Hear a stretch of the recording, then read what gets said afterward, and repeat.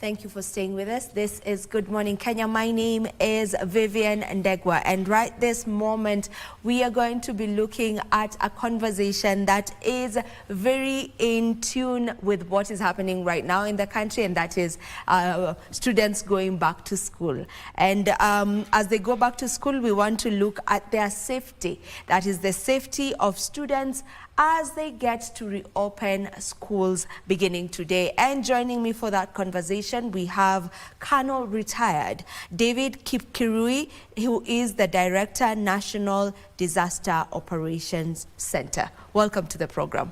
Thank you, Vivian. Yes, and you've actually just corrected me, because I would have said retired colonel, but you said we don't say retired colonel, we say Colonel Retired. Correct. Yes. Yeah. All right. Welcome to the program, and we are glad to have you here to have this conversation that is of importance right now in the country. We're having students reopening school. But before we get into that, just tell me a bit about the National Disaster Operations Center. What is your mandate? Thank you so much. As an institution. Okay. Thank you, Vivian. National Disaster Operations Center came into being in 1997. And this was as a result of what happened in the country at that time. Two major disasters happened. One was the El Nino of 97, which was followed almost immediately by a bomb blast at the US Embassy. And at that time, there was no institution which was mandated to look at disasters in the country. And as a result of that, the government came up with a multi-agency team which comprised of KDF.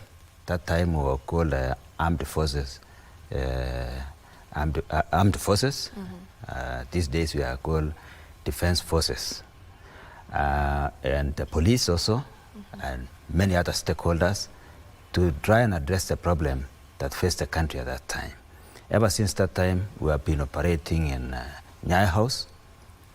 We still have the multi-agency team from various discipline forces, and including also Ministry of Health, because some of the disasters are health-related, like the COVID. So we brought in the Ministry of Health to also assist and lead in this direction. Our mandate really, as National Disaster Operations Center, is coordination. We also monitor and we respond. And we respond to both natural disasters, man-made disasters. We also have hybrid disasters, which have got an aspect of natural and also man-made. Majorly right now, we are looking at climate-related disasters. These include floods. We've been dealing with rains last year, 2024, where we have got a lot of rains in the country, and citizens were affected. Drought, we have left it to National Drought Management Authority. But for us in NDOC, National Disaster Operations Center, we deal with all other disasters except drought. Thank you so much. All right, now we know what the National Disaster Operations Center is all about. And we're looking at children going back to school. And if there's one thing that is usually kind of like, not really a disaster like that, but it's something that should be looked at, is when we talk matters congestion. You know, when children are going back to school, we have congestions on the roads as they go to, on different roads as they go back to school. So maybe if we can talk about, if we can begin there. You know, when you talk about congestions on the road, it's normally not very different from what we see during the festivities when people are traveling and all that. So how do we go about that? Just talk to us about the congestion and how you are, and what's the best way rather to deal with that. Thank you, Vivian. Let me talk first of all about children as a country. Our children are our future. Sure. It depends on how we manage our children. If we manage them well, we will have a brighter future. And this includes the way they go to school, the way they are managed in school, and the way even they are managed also at home. So during this festive season, we as an institution and also as a ministry, because we fall under the Ministry of Interior and National Administration. Our PS is PS Omolo, Dr. Omolo. We sat down and looked at the festivities and all the way to children coming back to school in this January. And we came up with contingency plans in case the roads will be completely congested and we are unable to move. And we placed measures in place. We put measures in place so that in the event of any problem, at least we have something to do and we have a way of responding. And one of the measures that we put was to control the traffic first. Control of traffic in the canalized sections of the roads, areas that we call them choke points, like Maimayu, for example. And we also place the hospitals on standby in case there are accidents. Because remember, during festivities, maybe certain hospitals will use skeleton manpower and maybe there are no people to respond. So we brought this to their attention that they should put people on standby and expect casualties during this period. The traffic policemen were also called by the PS to come back and at least manage the flow of traffic along the busy highway. And we have looked at our main artery, which is Mombasa all the way to Malaba, very busy, and the vehicles continue to increase. This congestion affects children in many ways. One of them is that the matatus and public vehicles tend to move so fast when they are ferrying children to school, and we really urge them to be very careful when they have children, when they are taking children, because when you lose a child, it is so painful, not just for the parent, but for us as a country. We also expect road users to be responsible. One of the causes of the congestion is actually Kenyans who are not responsible enough. Everybody is in a rush. They don't respect the traffic rules on the roads. They overlap where they are not supposed to, and therefore create problems for themselves. But what we are saying is that children need to travel from home to school safely, and not just during the traveling. It is also when they reach school, the parents need to monitor that the children have left home and they have actually arrived in school. And we need to look at this as a country. Because if our children don't arrive in school safely, there will be a problem. Some of them disappear on the way. They spend days before they reach school, which is not good. So this is what we've been looking at during this period. And you've touched on accidents, and I want to get onto that just a little bit. Maybe is there a specific thing that is being done on the roads at the moment to ensure that we lessen the number of accidents that tend to happen, especially around this time too? Yes. I don't want to speak on behalf of the police, but I was there in the meeting where the PS talked to the traffic police and the entire police force, and they were given very firm instructions to deal with motorists who are overspeeding. And personally, I've traveled along certain busy highways, and I've seen the police are doing a nice job. They've put roadblocks where vehicles are expected to overspeed, and also the sensitization of the motorist. The ministry sent various heads of departments to media houses to talk to the public and encourage them to observe the traffic rules. Because if we can observe the traffic rules, we observe the speed, and also avoid carrying more passengers than are designated in the matatu vehicles, we will lessen the problem of accidents on the road. One of the problems that is causing accidents are motorists who are overspeeding, and also vehicles which are overloaded. This also causes problems. And then the conditions of the vehicles. Some of the vehicles, they've been parked for several months. They just come out during festivities to carry people, or maybe they've been operating in the city. They've never traveled up country, and when they travel up country, they develop all sorts of problems along the way. So we really urge the owners of the public vehicles to make sure that their vehicles are in good condition. And I really urge Kenyans also mainly to observe the law. Our laws are our laws, and we need to respect our laws. If we don't respect our laws, we bring problems to ourselves. We congest our roads for no reason, and we are unable to move. I'm foreseeing in future a situation where people will enjoy Christmas on the highways, and it will be very unfortunate because this is our own creation. But if we respect the law, we will be able to use the infrastructure that we have so far to be able to reach our destinations, because Kenyans move in large numbers during festivities.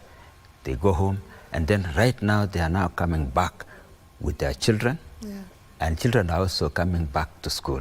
So the roads are very congested.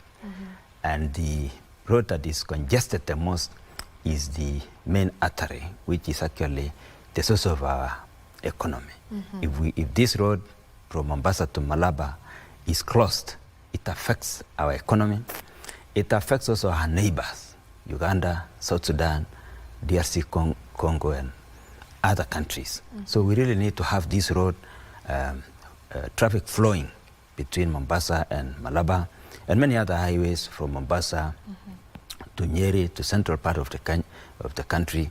The roads really need the traffic needs to be flowing, and it is up to us as a country. Every Kenyan wants to reach home. So don't think that you are more important than others and you overlap. And you can really see there are a lot of vehicles. And I really want to appreciate that Kenyans now have got so many vehicles, which is a sign that at least they have access to wealth. But this wealth also comes with its own challenges, because now we have so many vehicles on the roads, and the roads are few.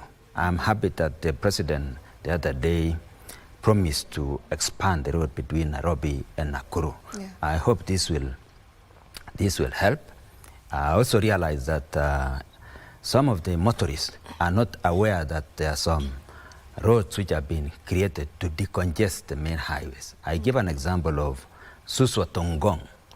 There is a road which the government opened over Christmas. But if you go to that road, there is no traffic. And people are stuck in Maimayu, Nakuru highway, and they are not aware.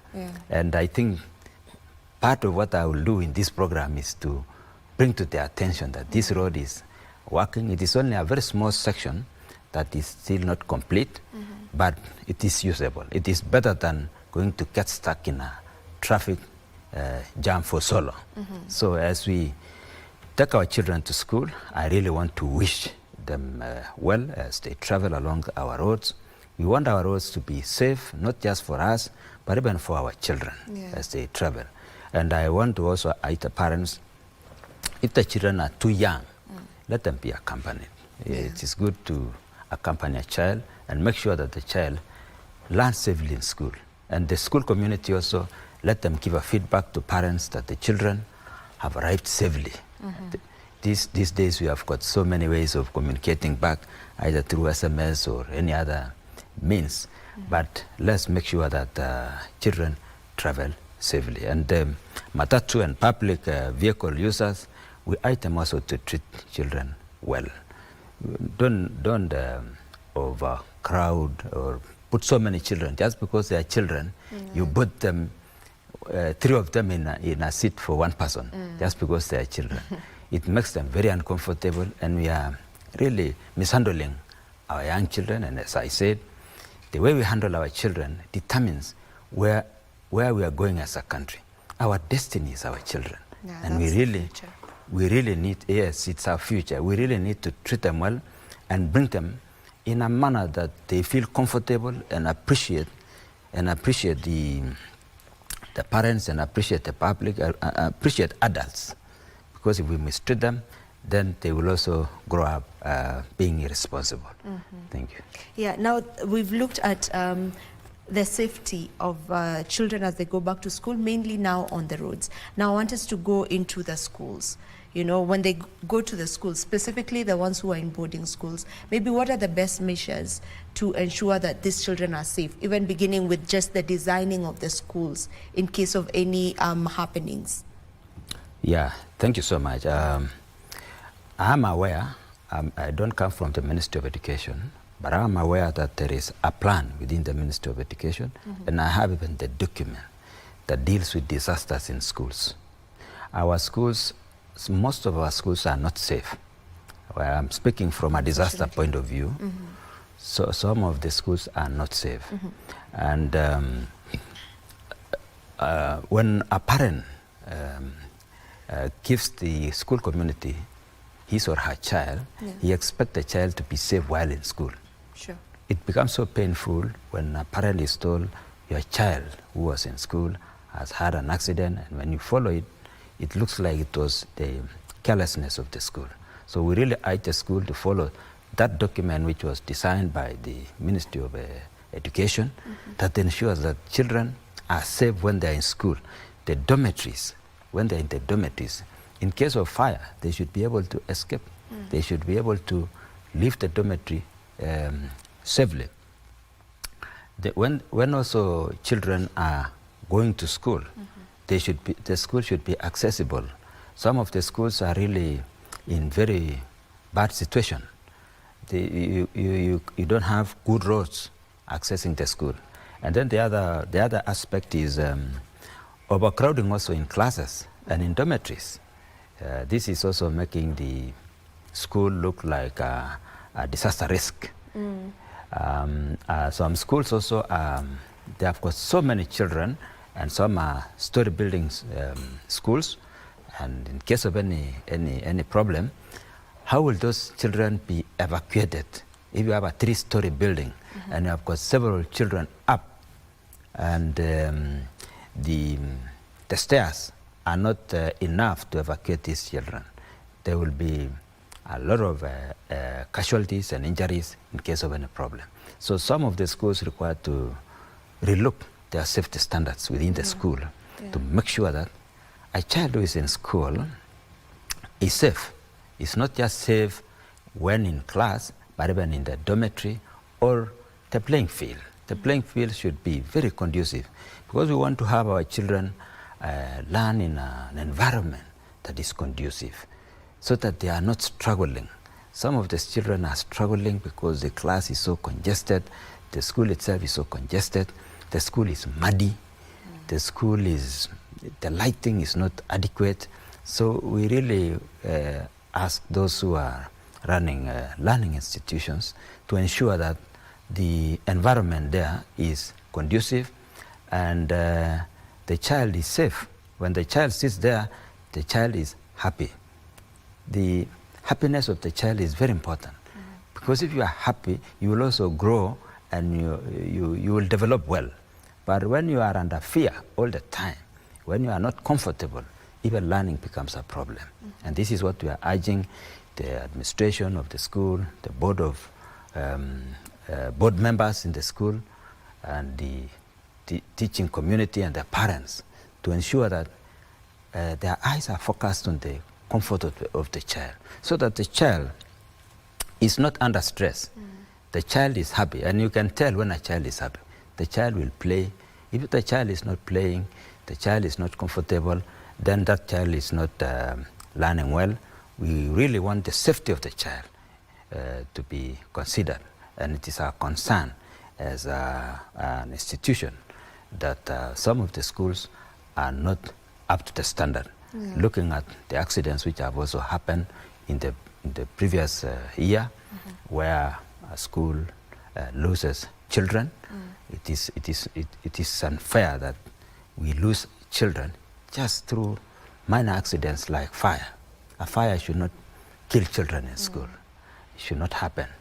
So I think going forward, we need to look at our schools and look at our children and ensure that our children, especially the young ones who are in boarding schools, are safe, and where they are sleeping is safe, where they are studying is safe, and even the general environment is not just safe in terms of the physical infrastructure, but safety also in terms of maybe criminal elements coming into school, criminal elements coming to maybe abduct children, like what happened in Garissa University at the time.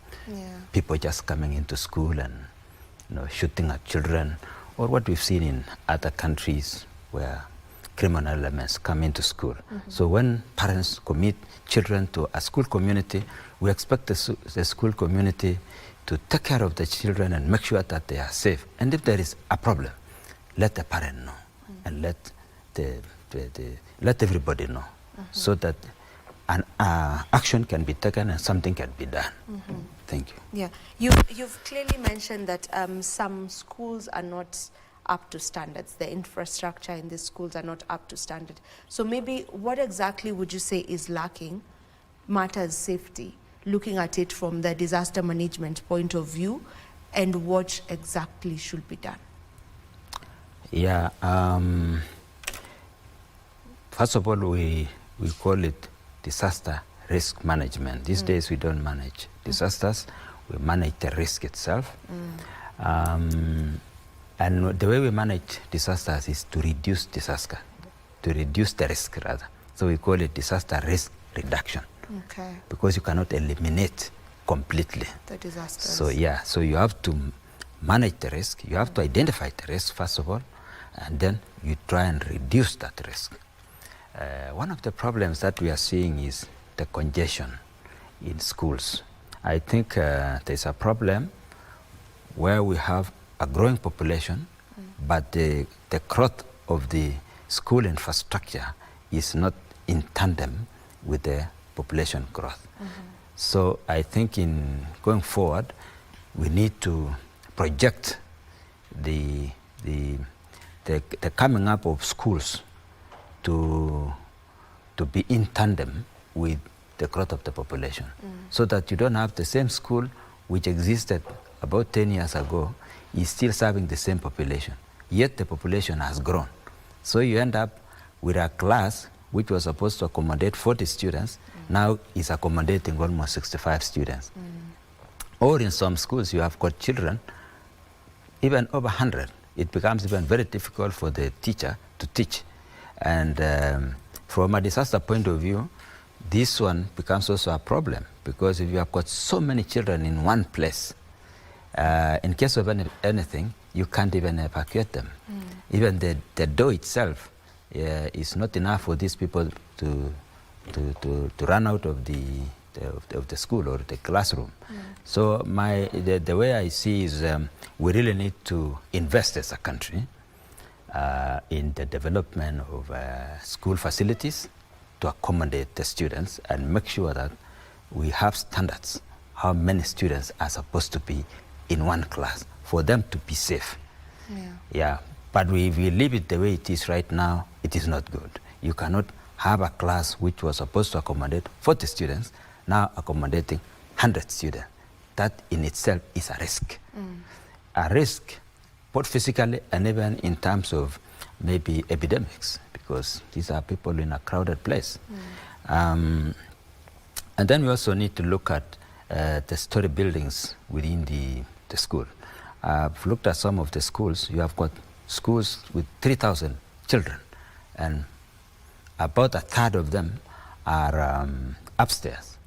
In case of any problem, they will just jump out through the window, and you will have a lot of injuries.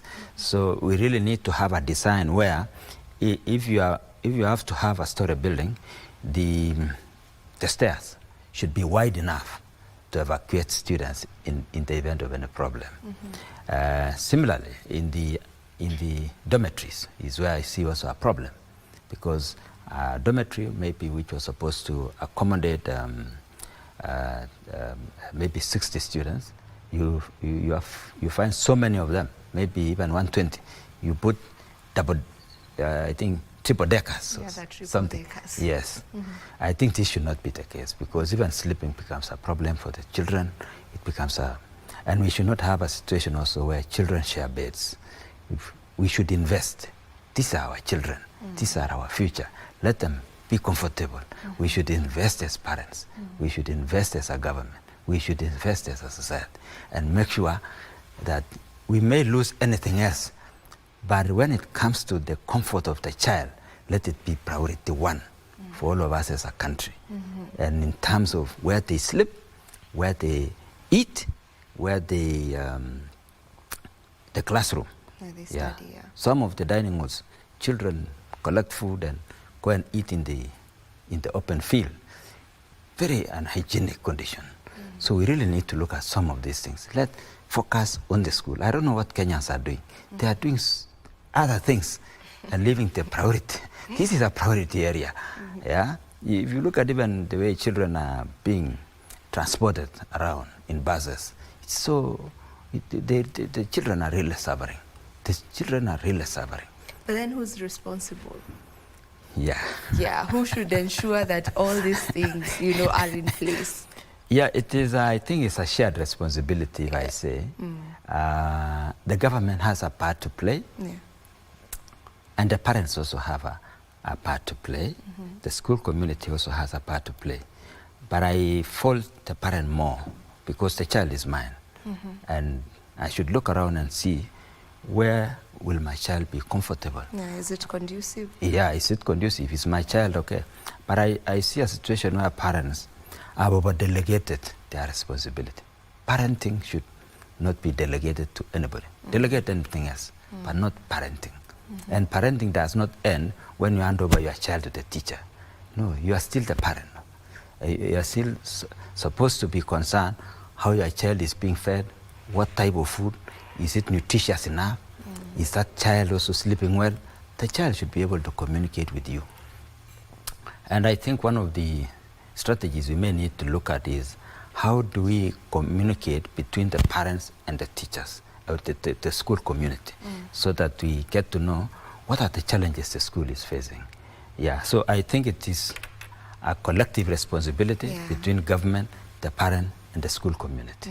Yeah. Shared responsibility. Shared responsibility. Sure. All right, we've looked at the students who are going to boarding schools, and we've looked at how to ensure that they are safe around the buildings of the school, from the designing of the schools, and even to looking down to even what they get to eat in schools. For those who get to commute, for those who are day scholars, maybe if you can just give us, as we come to a conclusion of this conversation, the safety measures to be taken from when they leave the house. Probably just giving the parents, or even the students who are maybe watching right now, or the parents, just the safety measures or the tips on how to ensure that them leaving the house to them going to school, and them leaving school to coming back home, their safety is ensured. Yeah, thank you so much, Vivian. When I went to school myself those days, things were not as bad as they are now. Because I think I think it was the program of the school which was very, maybe it was better. But these days I find it so difficult, because some of the school programs I think start at 7 or something. Because when I'm going to work, you find a child has already is in the bus already, and it is already 6 o'clock. So that child might have woken up something like 4 o'clock. I don't think this is good for us as a country. We really need to look at this syllabus. It is killing our children. I don't know what it is. Because I don't expect a child to start, classes maybe around 7 o'clock. And this child has traveled. They are using a bus, especially here in Nairobi. You are using a bus that goes around almost like 4 or 5 estates to collect children. And this child is brought to stand on the stage waiting for a bus. And then the child is taken inside the bus. Immediately the child lands in the bus. He sleeps because he's so tired. In my view, I think this is not right. The children who are boarding and commuting are not comfortable. It should be relaxed in such a way that the child have enough sleep at home, should be able to go to school comfortably, maybe like 7 o'clock going to school is okay. And the child should not spend so many hours on the road. You know, Nairobi is congested city, traffic is all over, so a child can really spend like 1 or 2 hours inside the bus, just going around. This is not fair for the child. I'm not an advocate for children, but to be fair as a parent, and for that child, let the school be close to the home. I know we look for good education for our children, but as much as is practically possible, I think the parents should move closer to the school where the child is, if possible, walking distance, and if possible, should be during the daytime, not in darkness. The child is being dragged to school, and maybe it is raining. The other aspect for those who are commuting also is the roads to school. Some of the roads to the schools, especially during the El Nino, we had problems, areas of Madare, where bridges were washed away by the floods, and children were not able to access the school, or they went in the evening, the bridge was there. In the morning when they come, they find the bridge has been washed away. So something needs to be done about this so that children are not at risk. And they should be accompanied by adults, they should be assisted by adults to be able to access the school. And the school community also should make sure that the school is accessible. And the school has got roads that lead to school. And these roads, most of our children are being knocked down by speeding motorbikes and motorists also. So we should have roads which are designated for children, if possible. And I would like to request also the motorists, if you see a child, even if there is no zebra crossing, allow that child to cross. And when you are telling a child to cross, make sure there is no speeding motorbike from behind you, because the child will trust you and will cross. And in the process, is knocked down by a speeding motorcycle.